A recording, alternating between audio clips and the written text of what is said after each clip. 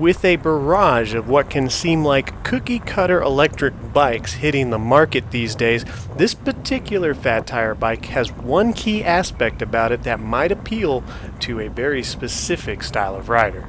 If staying stealthy is important to you as a rider, but you don't want to limit yourself to the restrictions of skinny road tires, this is the quietest fat tire bike I have ever ridden. It is whisper quiet.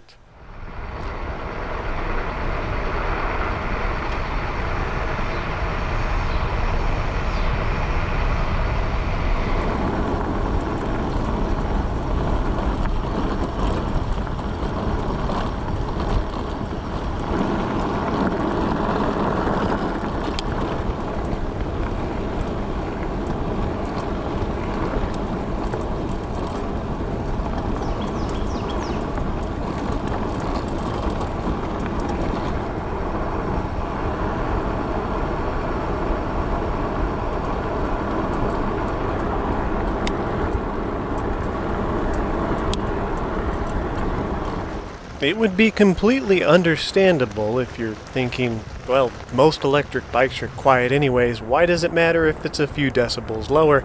And honestly, I can't answer that, but for the individuals looking for absolute silence, this is an option.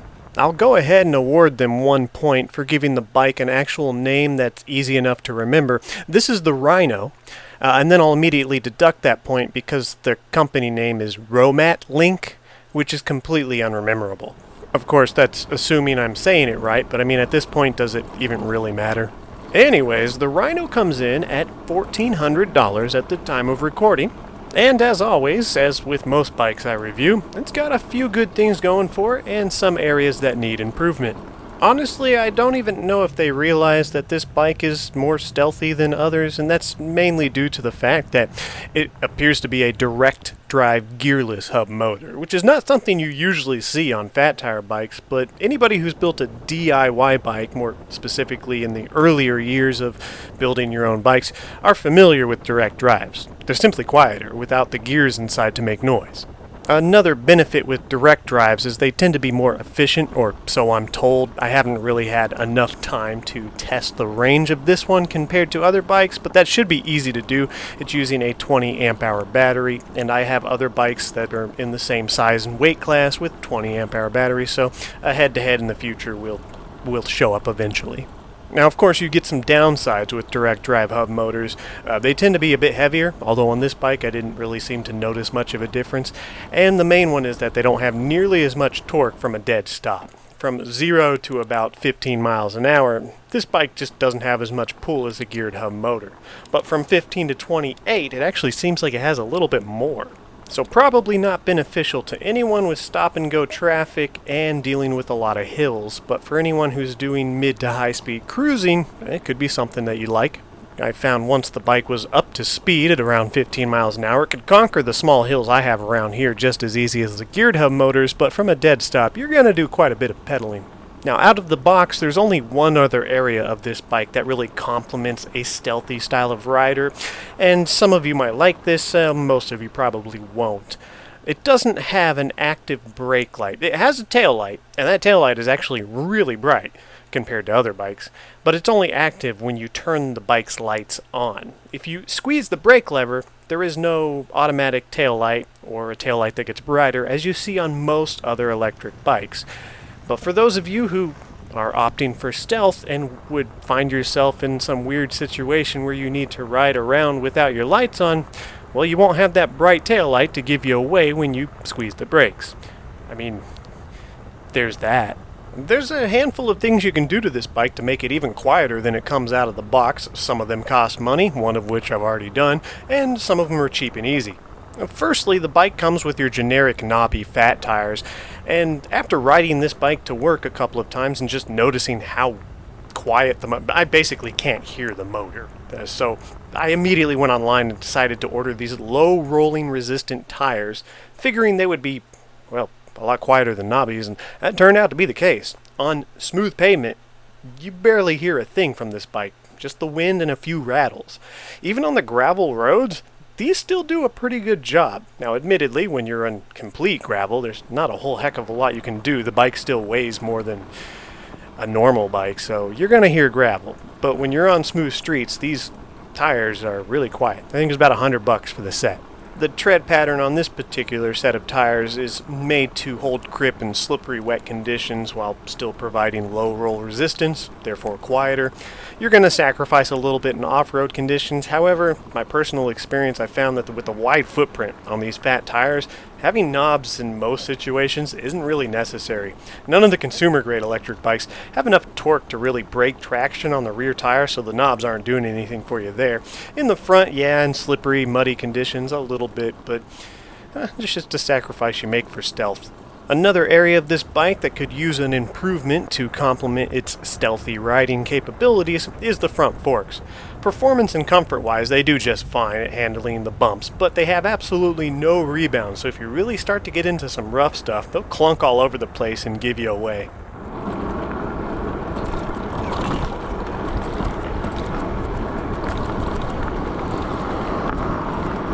Other free and easy modifications I'll do before I get to the full review of this bike in the future: removing or modifying the kickstand so it doesn't bounce around under the rough stuff, a foam spacer between the frame and the battery, it's got a little bit of jiggle in there, and better cable management so you don't have things tapping against the frame. All rounded, the bike comes pretty well set up from the factory, but there's always room for improvement. And lastly, I might consider taking the fenders off. These are plastic, so they don't make a lot of noise, but if I really want to max out stealth on this bike, that would certainly help. Though I would advise thinking carefully before removing the fenders, because one puddle and you're just soaked. So I'm going to end this first impressions on a high note, and therefore I'm going to go ahead and get the negatives out of the way, and this should be pretty easy. There aren't a lot of them, and most of these are small things, but you should watch out for some of these. The headlight kinda sucks. It's pretty dim, doesn't have a lot of throw, nor does it have a very wide pattern. It's wider than some of the worst, but still not very bright. Sadly, no USB charging anywhere on the bike that I could find, and this is always disappointing, especially when bikes have large batteries and tout a long range. You won't be charging your phone or an extra headlight with this bike. Not a big deal for me because these are easy to adjust, but new riders take note the front caliper and rear derailleur were not adjusted properly out of the box. The front rotor had a little bit of rub, took 5 minutes to adjust the caliper, knocked that out, and the rear derailleur would not shift into the highest gear, which was an easy barrel adjustment, so another 5 minutes, 10 minutes total to fix. The rear caliper was adjusted properly with no rotor rub, but unfortunately wasn't tightened down, so check all your brake bolts and make sure they're tightened, as when I was out on the trail ride, it came loose and I could hear it knocking. If you ever pull your brakes and hear this, that little tap, just get off your bike. It sounded like it was coming from the rear.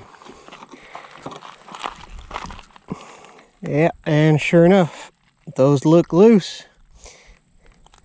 So it can either be these two loose or these two, or in some situations it can be all the bolts on your rotor. But if you squeeze your brakes and you hear a tapping sound, check all the bolts on your brakes, because that back caliper is loose. If you only hear it once, what you can usually do is put a little bit of pressure on your brakes, just a little bit, not enough to lock up the wheels, then back up your bike just a little bit, and then if you get on and ride, you should hear it again because you moved the caliper backwards. Yep, there it is. And see, you won't hear it a second time unless you back up the bike. This is because it's rocking back and forth. So I'll get home, tighten that up. I just won't use my rear brakes until I get home, because I don't want to damage the threads. If you mangle up those aluminum threads, good luck with that. Anyways, it wasn't tight from the factory. It should have been. They opted for a half-twist throttle. I hate these things. It's not a big deal because of reasons we'll discuss in a moment, but yeah, I hate half-twist throttles. The grips they use are hit and miss. On some bikes these are just fine, but on theirs they rotate pretty easily and you have to adjust them every couple of rides. And I found with the geometry of this bike, if you're a tall rider, it's more aggressive, so these really start to dig into your palm. You may want to upgrade to some more comfortable grips down the road. And lastly, this bike only has a 7-speed shifter, which in my opinion was a poor choice to pair to a direct drive motor.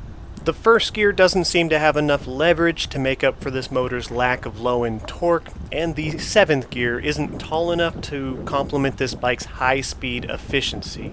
Having said that, in my riding conditions, I didn't really find these to be a limitation, but that's important information for somebody. Now on to our positive aspects about the bike. These are in no particular order.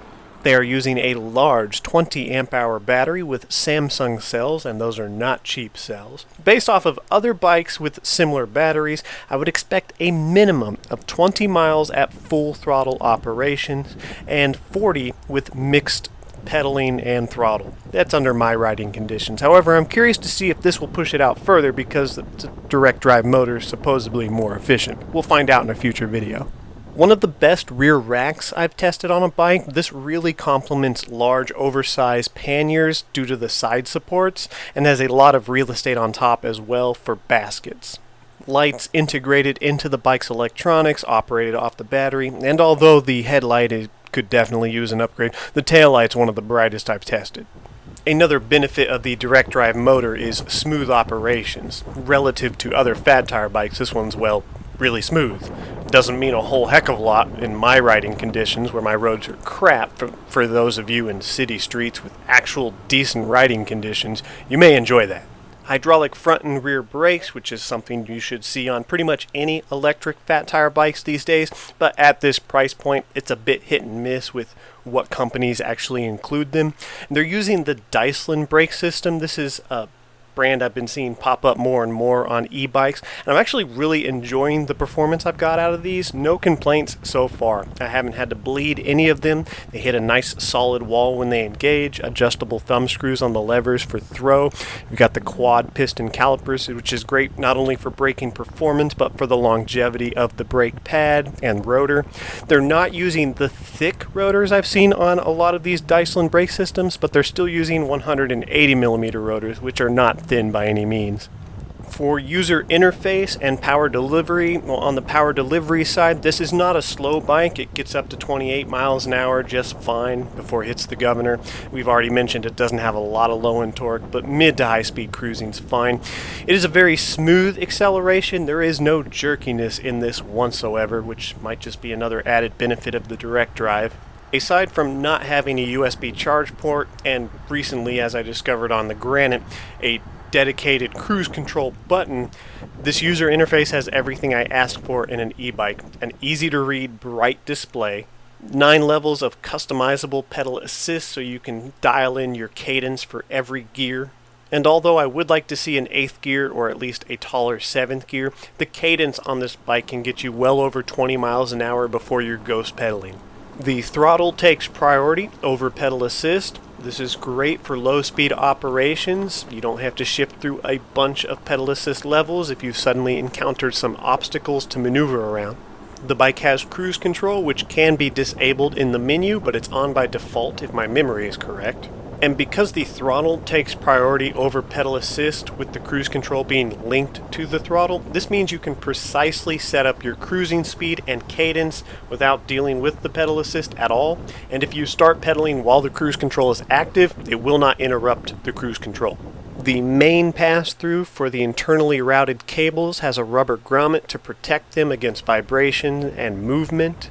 There are a few smaller holes on the frame for individual or smaller dual wires to run out, which do not have rubber grommets.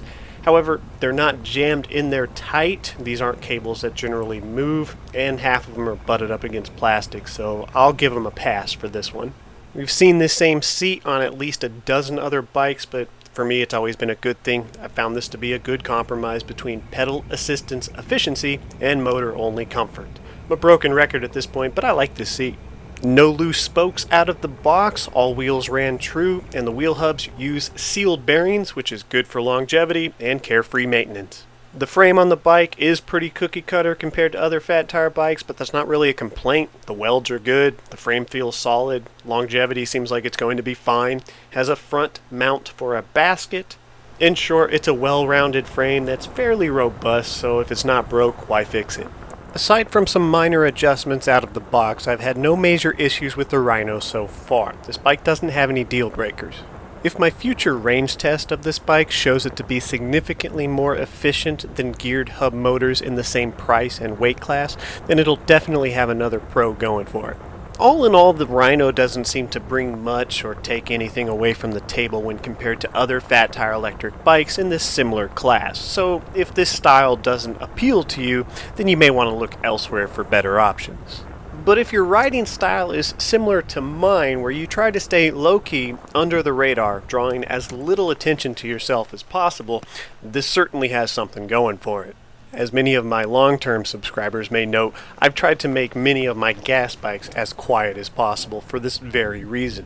And although no excuse to put a rear view mirror on your daily driver, which is something I'll certainly be adding to this bike, that silent motor just makes it that much easier to hear when traffic is approaching you from behind. My own personal message to Romatlink, assuming I'm saying that correctly, the manufacturer or retailer of this bike, is I would take the silent characteristics of this bike and roll with it. Add features and upgrades which complement its stealthy capability. Cable management of the bike is not bad, but you can improve it for silence. A tighter fit on the battery so it doesn't jiggle around, which it doesn't jiggle any worse than other fat tire bikes I've tested, but it's just you start to notice more noises on the bike when the motor makes none. Maybe an improved kickstand, which is more secure and doesn't bounce around under rough conditions. You hear that instantly. But then, of course, there's the low noise, low rolling resistant tires that I added myself. I would include something like that right out of the box, as I've found that in most situations, even when I'm on trails, the knobs aren't really always necessary. This isn't a bike you ride really aggressive and hard. And lastly, the number one upgrade, which would not only improve the bike's feel, comfort, and controllability, but would add to its silence, upgrade the front forks to a hydraulic set with actual rebound. None of the previously mentioned suggested upgrades are major complaints I would have on a bike in this price category, and they're not even really major complaints here. They're just something that they could improve upon to really grab at this niche part of the market. Silent electric bikes. I know that seems redundant, but it's a thing. Although nothing's really stopped me in the past from going out onto the back roads, pulling off to the side, and getting some beautiful footage just for fun, this bike helps amplify that. And here's a few highlights from what I've been able to capture while riding the Rhino.